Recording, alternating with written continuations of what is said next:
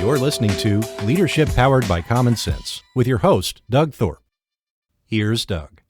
Well, hello again, everyone. This is Doug Thorpe, and you are listening to another episode of Leadership Powered by Common Sense. We're the show that we like to get together with guests who have great experience and helpful tips and hints they can share with you if you are in a position of authority and responsibility and want to be a better leader. My guest today is a gentleman named Joe Davis. He has had his own long run in helping others become better leaders. I'll let him tell more of his story. But Joe, welcome to the show. Thank you. Thank you very much, Doug. It's great to be here.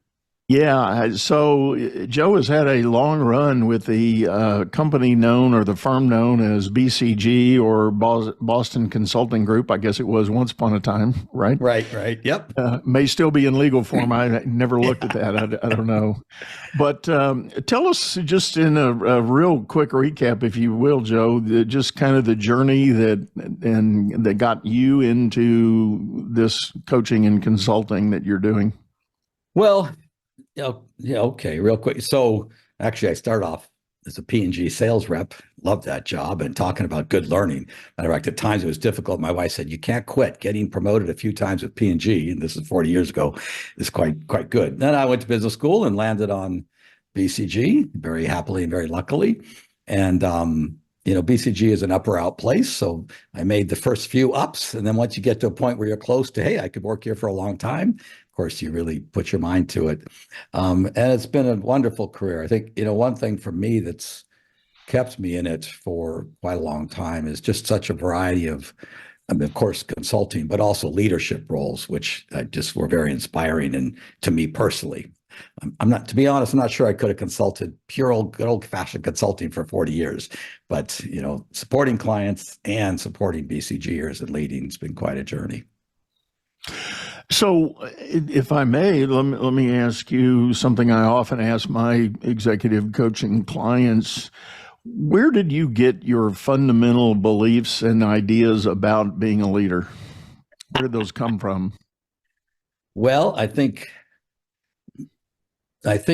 two things. My experiences, of course. That's, and just actually, I'll even tell a funny story. When I was 24, I was district field rep, my first leadership role at P&G, Procter & Gamble, and had four sales reps, one who's also like young manager track, and three who were traditional sales reps.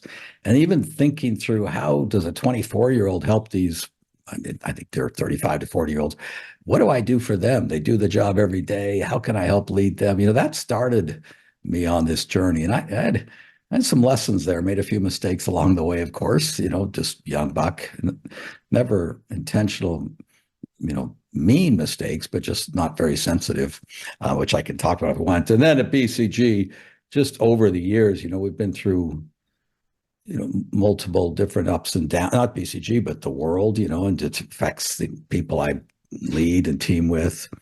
And then during COVID, that really brought together a lot of pieces of, my sense of what leadership is, which is, of course, driving the business, but it's also, supporting and growing the people. So let me ask you this. You've obviously got the tenure and experience. Do you think the demand for effective leadership has changed over the decades? Oh, well, I think the type of leadership has changed over the decades that makes someone effective. Of course, you had to be effective, whatever it was. But, and I was thinking about this.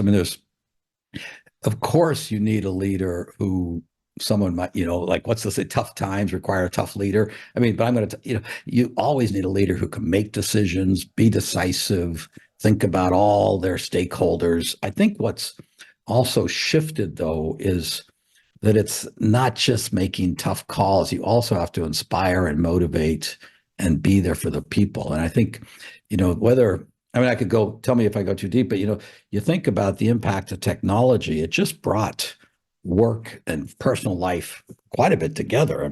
From the BlackBerry many, many years ago, which you and I both remember, through to the computes, the personal computer, the iPads, the phone, and then Zoom, you're all of a sudden can be on all the time. So the blur of, I'm going to treat you this way at work and I'm going to treat you that way at home.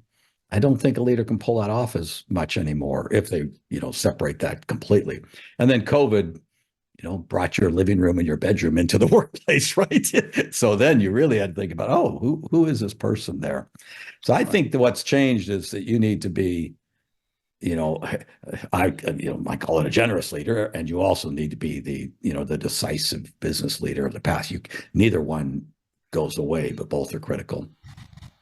I like the way you frame that. I have gone on record. I wrote a blog article on it a few months, I guess. But I said, for all those same reasons that you just described, I think what many people think of as the old school command and control in the modern business workplace is pretty much dead. I don't think you can show up as a leader with that mindset, do it my way or take the highway kind of approach, because the whole COVID phenomenon punctuated everybody's sense of mortality. And when now people think of their work, they don't tolerate stuff like that like they once did. No, I agree. And it's you look at it from two angles. I think if you really want to inspire and motivate people to be helping you grow whatever it is you're growing, or to achieve the mission of your organization, whatever that be, command and control is not going to do it. People are expecting you to see them as a human, no longer a cog in the organization wheel, as you just said. They expect you to understand not know their lived experience, but at least acknowledge where they're coming from and how they can help. But so that as well as, I just blanked. But I mean, that's what they're expecting they're now from the leaders. Where's the command and control, as you said? You just can't. But I know I was going to say that. And then the COVID changed it all, because now we're all so tightly connected, and people the best can walk away. And that may not have been, I suppose the best can always walk, but that's the other difference. If you want to retain the best, you have to be treating them as you just said, as you wrote in your blog. That's the other issue. You're just going to lose the best. And I don't think you can really drive business success if you keep losing all your best people. Yeah. I just don't think that works. Well, I'm going to be really blunt. I want to take advantage of some of your experience. I want to bounce an idea off of you, something I've been talking about with clients, but I want to get your yay or nay on it, and please feel free to disagree if you are inclined to do so. My thesis is this: what I say after all my years of running teams and trying to build businesses, I've come to a conclusion that if you do a pretty good job of hiring the right people, and I know that's a big if, but if you do, those people want to show up every day and do fundamentally the right thing. So as a leader, you have to perpetually, constantly help them understand what a win looks like, what the next right thing is and could be and should be. And if you do so, those people will shine. But if you as a leader fail to provide clarity of that right thing, those good people are fundamentally going to do nothing because they will not do the wrong thing that runs against their demeanor and wiring and propensity to act. So they will choose to fundamentally just freeze in place. And I tell people, if you come to me and tell me you're not satisfied with what your team's doing, they seem to be stuck, my argument is you probably haven't given them the clarity they need to move forward. Yeah. I absolutely agree with you. Let me just say that. Sorry, if I could disagree with you, we'd have a more robust conversation. I think, you could say the right thing. You also could say, I think people nowadays wanted to be doing a meaningful thing. So it might be both, Right. If it's, I even think of my career at BCG, if you had consultants writing the slides that are going to be in the appendix, and I'm sorry, we write too many slides, we all know. Then the appendix eventually say, "What the heck? I'm not doing anything meaningful." Whether it's right or wrong, you could debate, but it's sure not meaningful. Then you start to check out.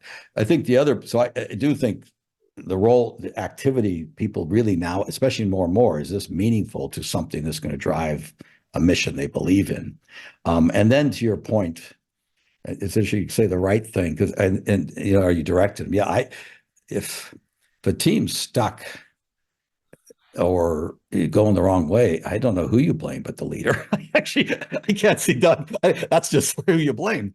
Now, it's interesting. I was talking to one of my colleagues. I think the other thing maybe we'll get there is that in the command and control being gone, a little bit more, and everybody is different, a little bit more vulnerability, authenticity, and honesty is required. Now, everyone can draw their line in different places, and that may be difficult. I get it. But I had a good friend at BCG who said he used to be afraid to say, I don't know. And so therefore, if he's sitting in there with his team and you could see that people are stuck, he'd leave the room. Well, now, whose fault is it? Now they're just going to sit there stuck. So to your point, and eventually finally said, okay, I'll say I don't know. And said, I don't know either. And it's like the whole, oh, you don't know either? Oh, none of us know. And the energy and the creativity started to just spur about, hey, let's all try to figure out, whatever it is we're trying to solve. But everybody was stuck and no one was being vulnerable or honest enough to admit it, and nothing was getting done. Which is a version of, or maybe that's a way a leader can actually help people do the right thing. And so I'm with you. I wish I could argue with you. So it'd be more interesting debate, but I don't think so. Well, and related to that, I have done a lot of work in the last year or so with situations where a baby boomer is selling a reasonably successful business. It's a business they built, or maybe they even bought it from another generation, but nonetheless, they're at a stage they want to exit, so they're putting it on the market, and young aspiring entrepreneurs are showing up to buy and invest. And during that transition, and that's the work I do, is helping during that transition of onboarding the new owner. What we often find as a hidden nugget of gold that we can leverage and really make good of is talking about ideas with the staff that exists. And more often than not, the new owner can observe something and say, what if that thing there was different? And some of the staff would jump on it and say, I've been wanting to do that for a long time. Yeah. And there's this immediate buy-in on the level of trust with the new owner and that kind of opportunity. So to me, that ratifies and puts another checkbox on that idea of good people want to do the right thing. Absolutely. It also says a little bit about, to your point, the command and control. That's not a command and control person that came in. And, everybody I talk to in all my training, the good leaders ask questions over and over and over. The really good ones know they don't know everything or don't know what is in Doug Thorpe's head right now. So I should ask, but that's a perfect example. Hey, what if we redo the way that's done? Oh, no one's ever asked me, thank you. And then you unleash that team. It also, I think there's even, scientific data that you start asking questions like that, people's brains, synapses start connecting, and you actually build more creativity and innovation. I don't disagree with you. And I think the key there is the leader asked questions. Right. Right. Yeah. And I just recorded another show this morning, and we spent quite a bit of time talking about the keyword curious. Be a curious leader, not judgmental, but one that in the process of asking the questions, it's not to judge, but it's to be curious and explore those other possibilities and maybe newer, better ways to get things done. Yeah. I call it same thing, but listen to learn. So if you're always asking and listening to try to understand, where's that person coming from? What do they know that I don't know? And remembering you don't know it all, it can be very powerful, which is all a sign of, if your point, curiosity. I had a mentor for many years who used to say, and consulting, not to talk too much about consulting, but that is by definition, a curious business, right? We need to understand and learn and what else could be and how could it be. I had a mentor who used to say, Joe, always engage the skeptics and uncover the no's. And don't don't think the noologists are just saying no to be a pain in the neck. Usually they know something you don't know about why it won't work. And it could be something very simple. It could be something very hard. Until you learn what those no's are, you're not going to be successful in whatever you're driving because something's going to block you. And so it's a version of curious, but it's also, it's your non-command control leader who's actually willing to be curious and willing to ask people. I think the other powerful thing is if you really, Chris, if you really ask that of people outside of your normal circle, right? You don't want to be the leaders stuck in your little internal team, but go 3 or 4 levels down, go 3 or 4 organizations over, depending, departments over, depending how big the company is, and probe. I mean, I talked to Joanne Crevisat, who's the CEO of Tapestry, and she said, it frustrates my team sometimes, my core team, but I'll go down 3 or 4 people and say, hey, what's going on here really? Because they're not afraid to tell me. They just call it like it is. And they're not worried about positioning, all signs of being, using curiosity to really make a difference. I think that's a great point. And I know in my own run in the corporate world, I had an opportunity in my early days to be on a training program. It was a management training program that basically rotated me through all the different departments. And it wasn't as much about learning the technical details of what they were doing, but it was networking with those leaders in each of those departments. And man, that served me well for the next 20 years that I was with. It was in the banking world, and my bank was a high performer. We ultimately merged with Chase, and but that experience, getting to know all those people and constantly connect as the future unfolded, and they moved around and took different jobs in the organization, but I still had that relationship with them and was able to leverage things far down the road. So you're right, being curious and making those kind of connections, I think, is vitally important. Yeah, and I think 2 things. I actually early on in my career with BCG went to Australia, and the team I was with at the time said, oh my gosh, but if you leave, I'm not sure we're going to be back here for you, that kind of thing. But the CEO of the company at the time said, Joe, I went to Japan in my early days, and it just broadened the people I knew around the organization, et cetera, and did just what you said. It just enabled you to be more effective. It's also interesting, for the CEOs I spoke with in my book, all of them, it wasn't quite the management, but they all took on roles or were offered roles that wasn't exactly somewhere in the career. It wasn't exactly the role they wanted. It was little sideways versus up, but it did the exact same thing you just said. It exposed them to more. It gave them different capabilities. It really broadened the people, and all of them said, "Hey, and this is part of the not command and control. Be humble to take some of those, whether it's training program or roles that you'd be thinking, no, I'm beyond that role. You're going to learn a lot in it probably, and ultimately benefit your leadership." Well, I know down here where I live in the Houston area, we're kind of covered up in oil and gas activity, and all the major oil companies, they rotate leaders on a regular basis. Most assignments, it's almost like the military. Most assignments only run 2, max 3 years, and then you're asked to consider a move somewhere else, and it may be even in a wholly different line of business. But if you're on the leadership track, Yeah, right. that's going to be an expectation that's how you're going to do it, and that is one of the stated objectives, is to give you that broader experience and understanding of the other parts of the company. Right. I know that's a tried and true practice. Essentially, I have a client I've had the last few years, and they move people quite quickly too. I think the difference, the only problem is sometimes you're not there long enough to really deliver or not deliver, and you just get to escape if you're messing up. Now, it's a little different when you're talking about a fast track person that people envision going to, and I think they move almost, not everybody, but they move they move a lot of people, and that sometimes it can be not as good because you don't really get a chance to deliver on something, and which I think can also be, or fail. It's okay to fail sometimes, and learn from it. But of course, it's a pretty good practice. I get it.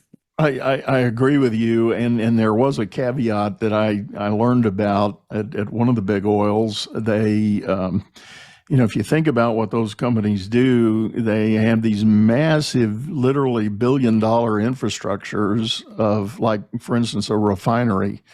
Well, that's a huge property, a huge process. It's very, you got to keep it running at capacity to be profitable. And usually the mission that is given the new plant director is don't screw it up. Well, okay. And yeah, exactly. That was my reaction. I guess really? That's good management learning. Really? Is that a fair expectation? I mean, what does that even mean? I mean, you can think about it literally, but how unmotivating is that direction, to someone who might be really eager to learn and get in. And yeah, you don't want to be tinkering with the dials and blow something up. I get that part, but thinking about a new leader coming in there and the parting shot is don't screw it up. Yeah, well, I also, yeah, right. I'm laughing too. So because it also not is a person really learning deeper management skills and leadership skills and delivery skills if all they're doing is maintaining the stuff. So you and I won't judge that, but that sounds a little bit unaspirational. Let's say that. Are you still there? Oh, no, I'm here, but we lost your video somehow. Oh, it just says, yeah, let me, there. Oh, is it back? Yeah, it's back. I don't know. Just strange. All right, anyway, I'm gonna give a high sign to my editor that we're gonna look at this spot when we get in. Okay, but I was just saying with you that sounds like a safe job, but it doesn't sound like a job that's going to inspire and grow leaders. Right? Just not screwing it up. Right. You and I both know sometimes, and you don't want to screw up a whole major operation. I get it, but few mistakes are pretty powerful for learning. you want to. Well, they are, and as reality has it, there were plenty of opportunities for deep problem solving. Emergency events that happen in those facilities, and yeah, of course, you don't want them to happen, but they do because of the nature of the beast, and being proactive in your maintenance schedules and all that kind of work is critically important as well. But anyway, not to dig too far in that hole, but yeah, right. So when someone has moved into a new role, Joe, and I'm going to frame this as doesn't particularly matter how senior the role may be. What do you think are some of the key ideas they should think about as that new leader of that piece of an organization? I think the first thing they should think is really get to know what it is they moved into. Get to know their people, but get to know their customers, their clients, whatever that be. And actually, I had a CEO friend, I guess he was a friend, yeah, of course, once, who went to a new company. He spent the first 6 months out in the field. And the corporate people, like, where is he? They're just angry. But he realized the business is out in the field. And that wasn't there every day, but it was. Then he knew it was a retail. He knew all the store managers, knew all the, the people that were out there in the front line. I think the number one thing someone should do is really get to know what it is they're walking into. And that doesn't happen by sitting in your office and having, the number two person tell you. It's by actually the number two person on the road with you, but it's actually to get out there. I think that is, and to understand, what your customers are feeling, what your employees are feeling, if you're in a place with investors, might be whatever it might be, but that is the most important thing a new person can do. Yeah. And actually, you mentioned a minute ago, there's always fires somewhere. Even if you get stuck just putting out the fires, you're now not going to have a chance to really learn, because once you get to that day to day, I mean, you and I both know in a leader. Someone once said when I was running North America, they said, "What's your job?" I said, feels like it's to make all the little decisions that no one wants to make. So they just keep coming up and up and up till someone says, "Well, Joe, you decide." Why am I deciding this? But nobody wanted to make it along the way. But they're not the decisions that are fundamentally going to change an organization. That's my main counsel. That if I look at over the years, and even when I changed, when I moved to the West Coast, I talked to every partner, every principal, tried to talk to our client. I just was out there. People, what are you doing? I said, well, they're the action, not me. Yeah. I like that. And it is. And what comes to my mind is if you're a leader who has that kind of grounding in the business, how powerful is that? When you do go back to the headquarters and sit in your office there and things come at you, you've got such a great foundation of going, well, that's not going to work in Des Moines. I know that's not going to work, because I was there. And or you have, as you said, in your manager program, you have the network to actually go tap into somebody and say, hey, how do I get this done in Des Moines? You call them up and they'll pick up the phone and not be nervous that the boss, quote unquote, is calling, because Right. they've met them. Right. Yeah. Yeah. You've had that connection. Well, one other area I don't want to ignore is a popular buzzword that's running around, making its rounds, is the idea of culture. What's my company culture, or how do I change the culture here? Any observations, and again, in your background and experience, what's happening with the notion of creating culture in companies? I guess I'd have two thoughts. First thought, when you talked earlier about somebody going into a new company, I was thought you might have gone a different place. So I think a lot of the starting point, if you're coming in, what is the culture that's in a place today? There is a culture, and if you're lucky, I'll mention P&G because those two founders, well, I guess now 100 plus years ago, set a culture that was very clear and lasted for 100 years. Now, it was a high values culture. It was, create exceptional products for the consumer, and be sold through the retail. It was just a very clear culture. If, the first thing I do is really understand what you've got. If you need to move it, well, then a couple of things. One, you better decide what your own values are and what you're trying to do, and actually, there was a fellow, this guy named Samir Bodis, who's CEO of Icertis. He left, got out of Wharton, went right to Microsoft. And he says, he just thought the whole world was numbers, deliver, boom, boom, boom, pretty old, your old command control. And he said, then I had to go change it. I left Microsoft and I took over a company. I was going to turn it around. And we had a culture of not being honest not dishonest, but not being clear with the customers, not delivering on time, just all these things. And we had a culture of hiding it. And he said, I had to blow that up because I couldn't turn this thing around without openness, honesty, frankness. So we started inside and then we went out to all our customers and laid out where we're stuck and where we're not. He said it was just very powerful. And I think the first thing is he role modeled it. He probably insisted on it, I'm sure. He actually role modeled by talking even to customers. And then if you need to, you figure out what kind of metrics you put in place. I mean, not to toot BCG's horn, but BCG cares very much as a senior person that the revenue you deliver and, interestingly, how you're building the teams. And we have upwards, we have 360 feedback that's anonymous, so that could be pretty tough, but it's upward too, even at my level. And we celebrate the North Star Award is the highest commercial and the highest rated upward feedback people. Those are the stars of BCG. And you might think, oh, it's just a commercial, but it's just another example of the command and control is done. No, you've got to be commercial and you've got to grow the team.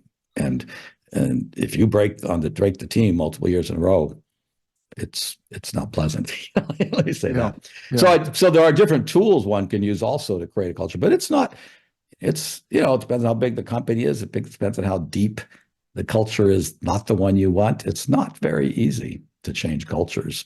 Yeah. But if you don't start with you, there's no chance. Yeah. Well, I've been inspired by one of my prior guests on the show when we were talking about culture. They wrote a book and created an analogy to what happens on a farm is similar to what it means to grow a culture. You don't build a culture, you grow a culture. And I thought, well, that's a really interesting way to put it. And we had a wonderful discussion about that. And it did make sense to me. And as I started thinking about situations where I've been involved with leaders who hire me and other coaches to come in and help change a culture, you can't just programmatically define culture. You can't say, here's the 10 boxes to check, and poof, we're going to have a new culture. Because, and to your point on these acquisition companies, you're right. There is a culture, whether it's a good one or a bad one, there is a culture. You've got something when you land. And if you do have a vision of doing something to change it, make it more dynamic, make it more maybe customer friendly or whatever, it's a process to change that mindset and inspire to be able to grow, not build. Yeah. No, it's interesting when you say that. I agree with the word grow. It's a good word because it doesn't build, but it also says that you really need, as we said, I like your example, the new leader comes in and says, hey, why don't we try, the question. But also there are going to be times, I imagine, where, one, you'll grow the people into the culture, and you may have to grow new people. Let me put it that way. There may be some that, hey, this is the way we always did it, and they ain't going to change. Right. And if it's counter to your culture, you've got to make moves. I don't. That's the. I don't want to be harsh, but you got to do that. If you're going to grow something, I mean, what do you do with a field? You're always culling it and tilling it and using this one and using that one and ripping out the weeds. Right. Absolutely. Well, Joe, one last question. You've alluded to your book. Tell us more about the book, the title, and your story on getting it together. Yeah, so written a book called The Generous Leader, 7 Ways to Give of Yourself for Everyone's Gain. It's exactly about what we've been talking about. You still need to be a successful, outcomes-oriented leader, getting the numbers, having visions, but the times and the people today are expecting that leader to also be connected to them personally and deeply, ask questions, understand, help motivate, inspire them, develop them in different ways.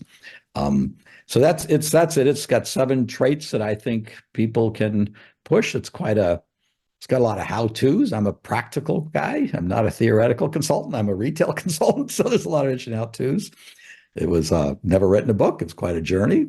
It was for sure. It was hard, as probably, but it was, when you're finished, it's great. It comes out April 9th. If someone wants to read it, that'd be wonderful. Actually, I don't care if people buy it. I care if people read it, because actually what I really care about is the conversation you and I had, making more leaders a generous leader or a curious leader or, whatever word we want to use.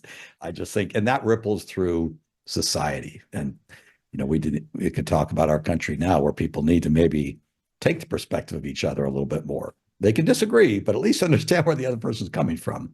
Totally. Very good. Well, Joe, thank you so much for sitting in and sharing this with us. It's really been a pleasure meeting you and talking here. So, well, thank you, Doug. It was great. I really enjoyed it.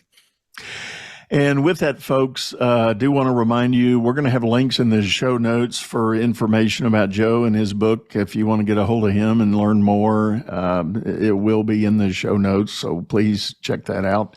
Don't overlook them. And if you're listening on your favorite streaming service, I do like to remind you, we've got a video version of this over on YouTube, channel by the same name, Leadership Powered by Common Sense. Hop over there, check out the archive, and leave us a note and let me know if you've got an idea for a future show.